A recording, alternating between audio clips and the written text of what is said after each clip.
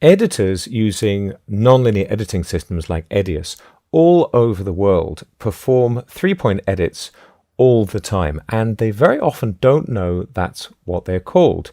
And if I could just start with a three-point edit, then I'm going to show you a reverse three-point edit, and then I'm going to show you a four-point edit in Edius. You'll have a new set of references to use as an editor. You probably won't use different three-point edits because you're doing it already, but the four-point edit is pretty useful. First of all, what is a three-point edit? Well, here I've got a piece of video from, this is actually a music video I worked on a little while ago. And here I've specified 2 marks in the source. We've got the singer walking along this wall in some rather precarious high heels.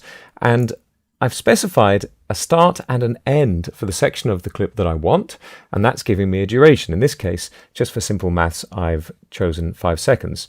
Then, in my sequence on the timeline, I need to specify a third point. I need to say when in the timeline that clip is going to go. Now, I can do that by pressing the I key or clicking on the Set In button in the interface, and this will mean I have an in mark that will override my timeline cursor. If I don't have an in mark, then, or actually for that matter, an out mark, if I press the X key to remove that mark and press O instead, I can use the out mark. If I don't have either of those, then Edius will use this timeline cursor as the third mark. So again, if I hit the X key to remove the marks and then I perform an overwrite edit, well, let me turn on my 2V track, and there I've taken the clip.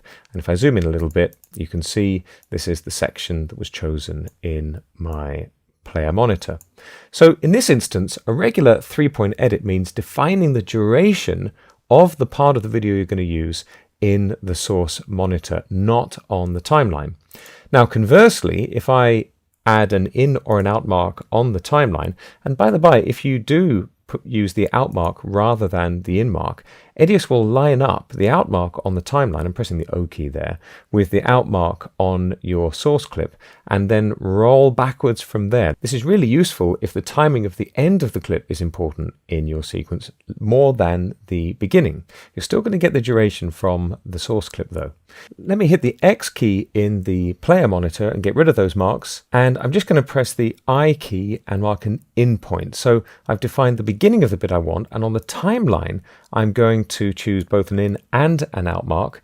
And again, now if I make an edit, I get the duration this time defined by the timeline. This is a reverse three-point edit. The duration comes from the timeline rather than the player monitor.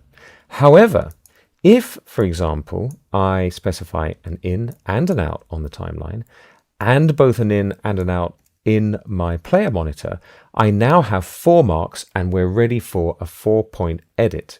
Now, Edius provides really great quality slow motion, and when I make this edit without warning, without telling me, without giving me any kind of indication, really, Edius is going to apply a playback speed adjustment.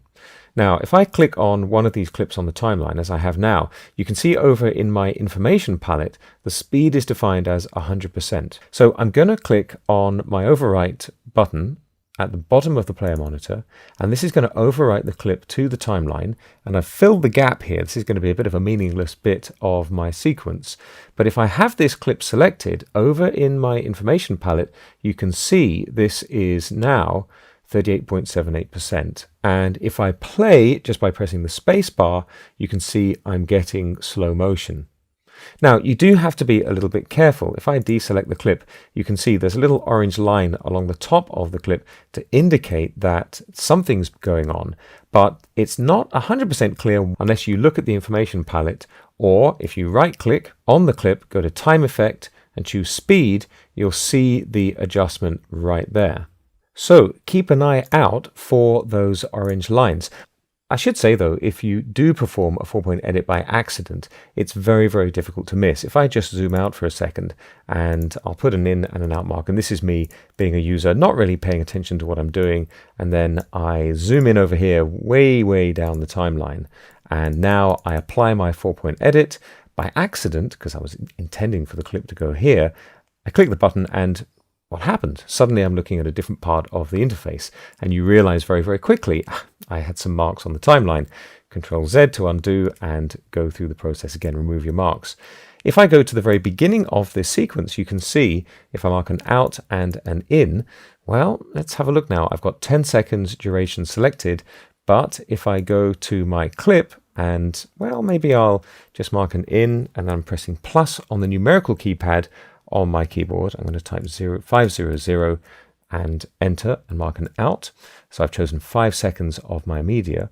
If I now make a 4-point edit, you can see I've perfectly filled the gap. Very commonly, you're going to have a gap, perhaps not double in the case that I've got here, but maybe just a little bit longer. Here's an example with a shot of people walking by, and I've got quite a lot of this shot, but if I remove, in fact, let me double click on the time ruler at the top here to mark this clip, then I'm going to select it and hit delete. And now I've got that 10 seconds, but let's say, for example, my original source media was, there we go, 8 seconds and 12 frames. What am I going to do? I just need it to be slightly longer. Well, it doesn't matter because I can just do a 4-point edit, overwrite to the timeline, and I get, if I play this back, I get pretty smooth slow motion that I can use instead of the original playback speed. You'll find in particular that nice big landscape shots, perhaps with the sea in the distance or some slow moving clouds or trees, are fantastic for this little gap filling technique using a 4-point edit in Edius.